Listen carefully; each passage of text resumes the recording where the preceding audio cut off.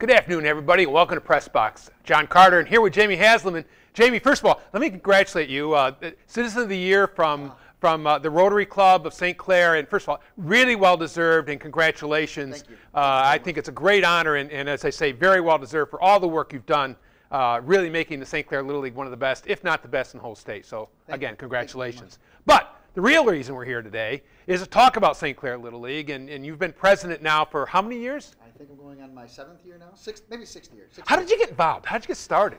Oh, my kids. Yeah. My daughter played, and I was a coach a little bit at that time, and then Cam, my 16-year-old, started playing, and I started coaching again. Kind of got the fever a little bit, and the more I coached, the more involved I continued to get, and I don't know. One day, Tom Foley had me doing more stuff, and then here I am. Here we are today. So. And it's a huge amount of responsibility. This is a big enterprise. I mean, and plus, I know you have a lot of people who really help out. The volunteerism is extremely important. It's huge in St. Clair. I mean, Matt Distelrath and our board, Matt Karras and Jamie Conlon and Steve Freeland, these guys, you could not do it without these guys. I mean, you've seen them around the park.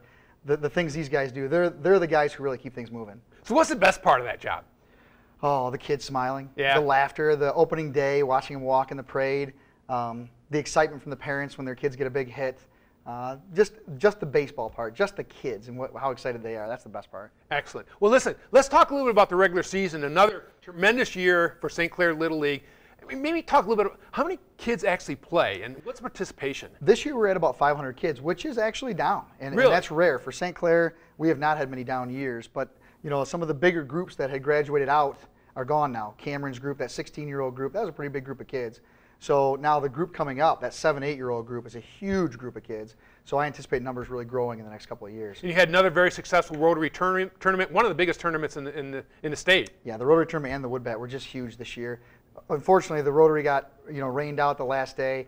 But to be able to honor Fred Moore and the Rotary Club for all that they've done for us is an awesome thing to be able to do. So I'm glad we get to have that every year. And give us a little idea. We did the parade, Paul Dingaman and I did the parade this spring. And it just strikes me, the huge range of age of the kids. I mean, we have some young kids all the way up to pretty older kids. We've really been fortunate in St. Clair that we grab those kids at about 4 years old. And 4 is the minimum, so I'm going to say 4. And we keep them until they're 16. And that's really unique to St. Clair.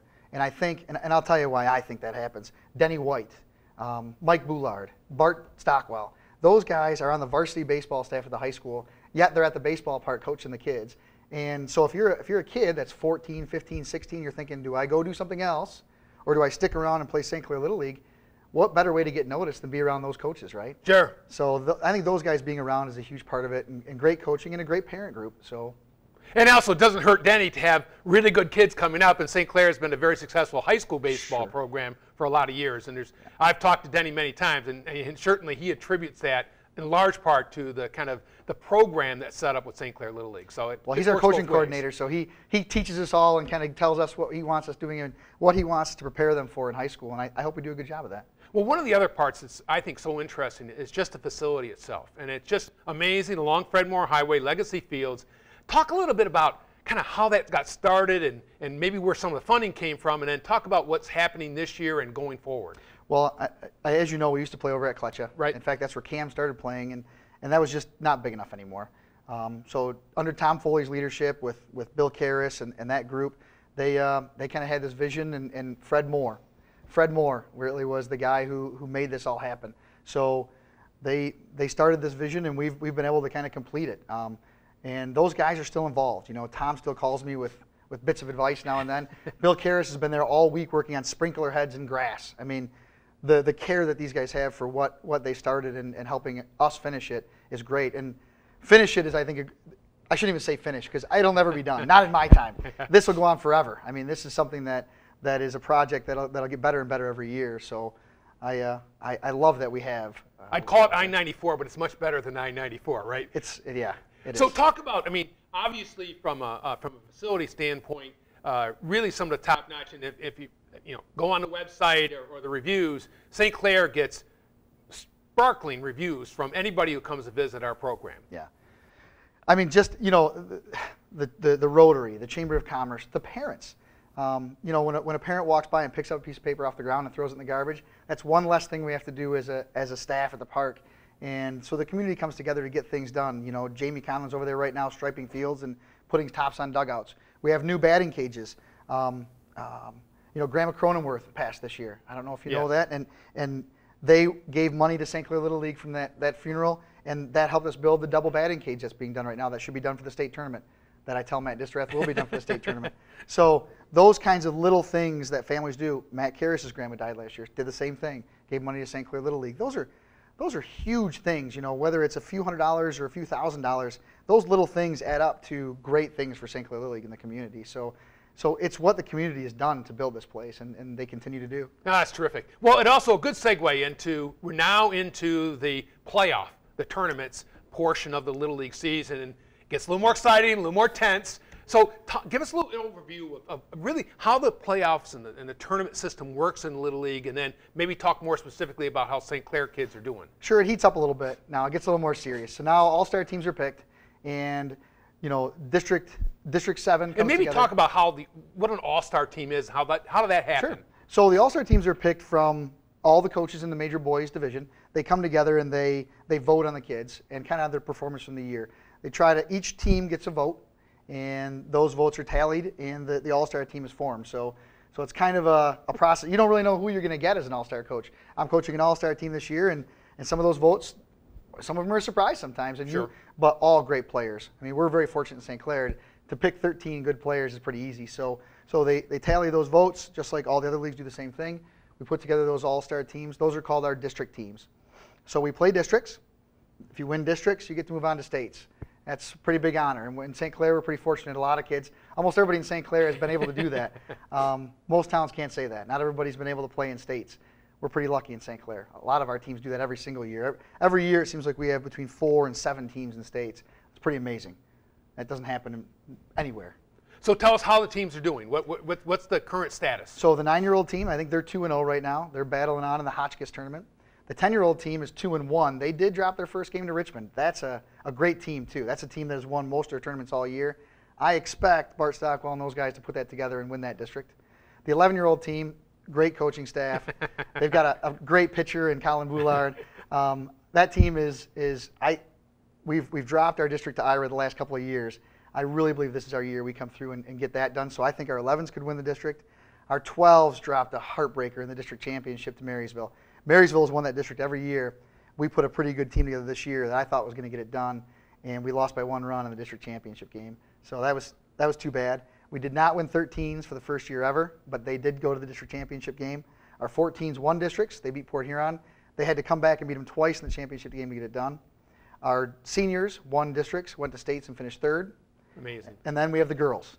All right, so talk about that. I know you really want to talk about that. I do. So our 10-year-old girls are 2-0. I really expect them to win the district. Our 12-year-old girls lost in the district championship. It doesn't happen very often. They're a pretty good group. And then the junior girls. The junior girls yesterday won the state championship. St. Clair Little League 2nd state championship. And this group of girls has come so close.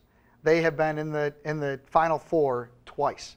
Ron Cook was with this group coming up. Aaron Gottler and Danny Borg have been with it all the way through, and they finally got it done this year. I'm so excited for them. That's amazing. I actually watched them last year because states were here in St. Clair, and I think they got to the semifinals and got knocked off in a tough game, but it must have really been something to have them actually come all the way through. As you talk about it, I'm getting goosebumps again.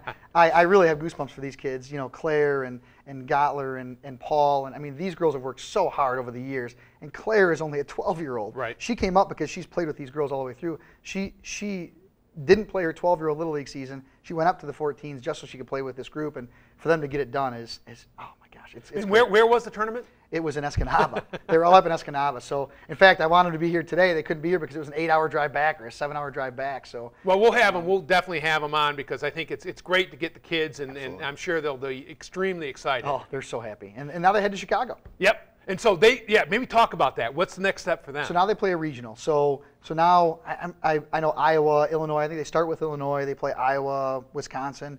So they'll play their regional out there, and that's the region of the United States, this region of the United States. If they can come out of that, they'll go to the Little League World Series, and they'll represent the Great Lakes.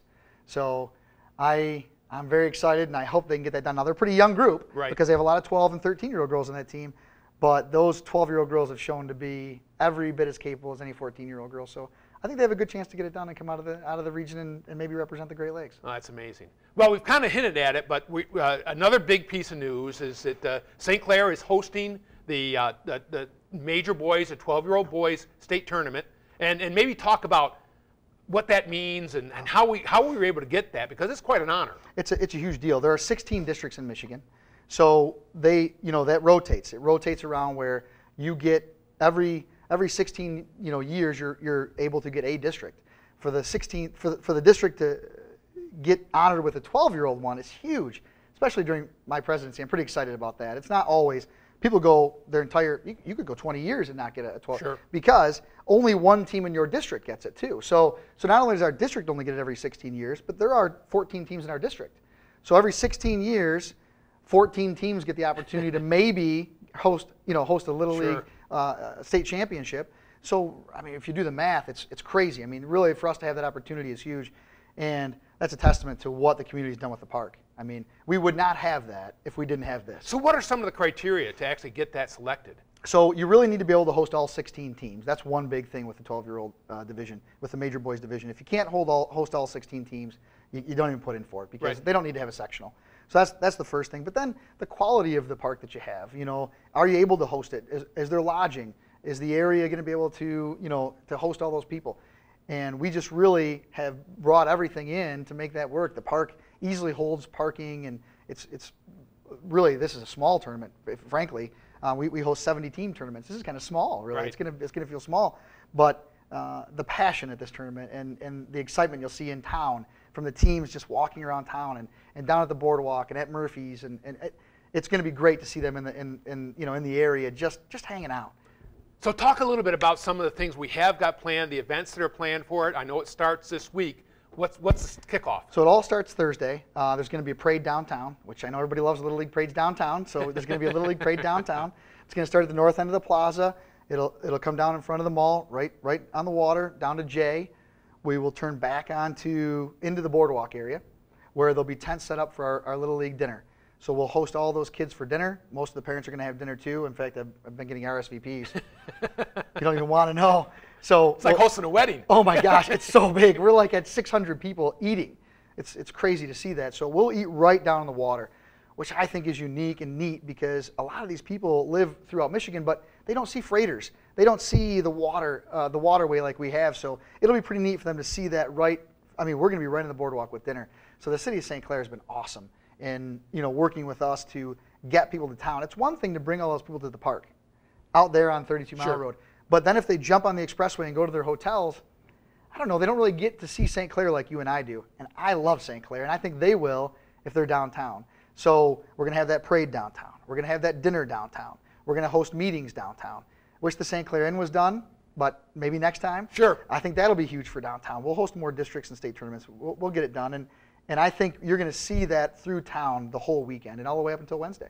So what goes into planning this? This sounds like an extremely complicated event. Yeah, so I guess it would be probably easier if it was one every few years, but we've been kind of fortunate enough to where last year we had the 12-year-old girls state tournament. Before that, we had the 10-year-old boys state tournament. Right. So we've had quite a few in the last few years. The nice thing about that is there's a template. Right. And it's worked pretty good for us. So we just, Matt and I have kind of we've been heading this particular state tournament together and doing a lot of that stuff without committees this year, because the template's there. The girls last year set a great template. I think that was a great tournament, and they really set the stage as far as bringing everybody downtown, and that worked, I think, great. So we're just working off of that, and we've been doing it for a year. Matt and I have really been working on this stuff for 12 months. Jamie Collins over at the park right now, striping fields and getting ready for the home run derby. Bill Karras, like I said, he's been working on grass.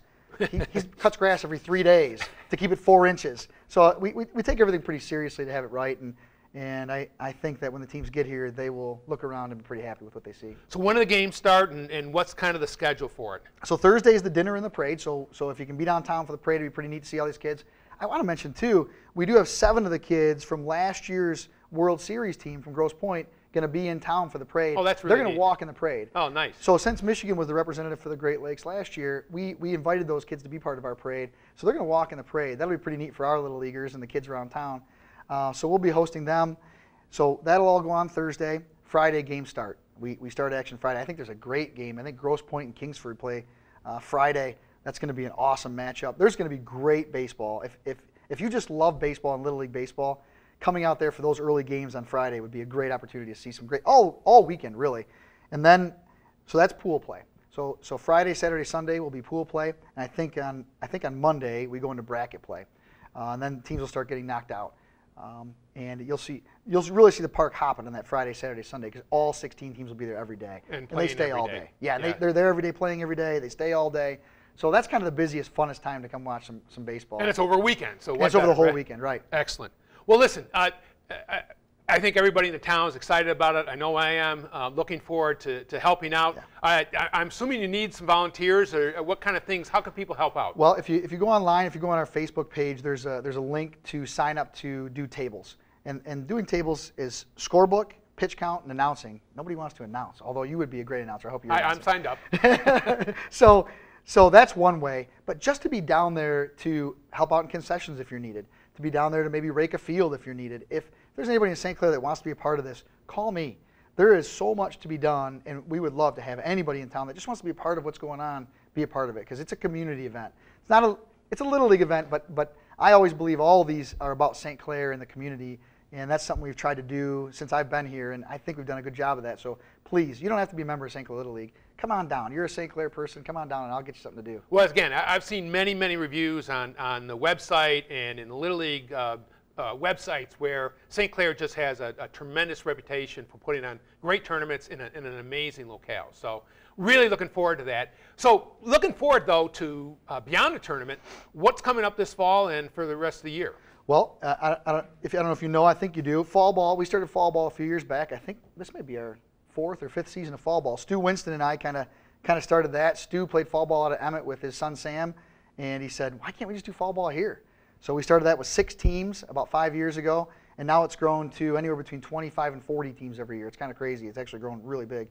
And so fall ball will start, and that's teams from all over the area again, from Marysville, Marine City, Ira, Fort Gratiot. They come from everywhere to play fall ball here. So that starts soon, and that'll take us all the way into, let's see, the beginning of October. So, and then I will be ready for football season. Yes. So.